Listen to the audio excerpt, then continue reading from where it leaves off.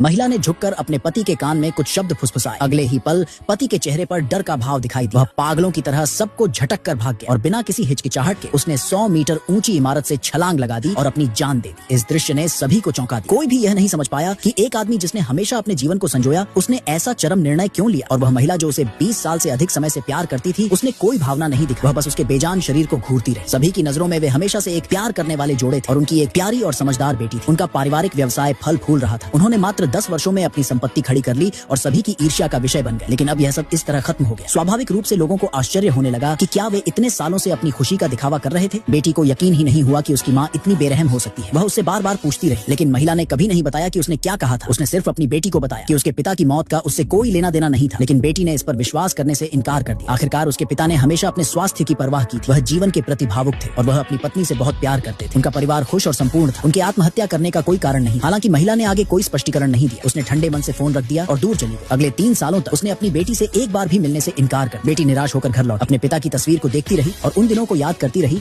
जब वे एक खुशहाल परिवार थे। लेकिन वह अपने आंसुओं को गिरने से नहीं रोक सकी। वह समझ नहीं पा रही थी कि उसकी माँ को अंतहीन दर्द से बचने के लिए अपने हाथों से सब कुछ नष्ट क्यों करना पड़ा। लड़की ने यादों से भरे घर से बाहर निकलने और जाने से ठीक पहले अपने मंगेतर के साथ रहने का फैसला किया। हाउसकीपर ने उसे परिवार के सदस्य की तरह सांत्वना दी तथा कहा कि यदि कभी उसके साथ अन्याय हो तो वह घर आ जाए। लड़की ने आंखों में आंसू भरकर सिर हिलाया। लेकिन जैसे ही वह कार में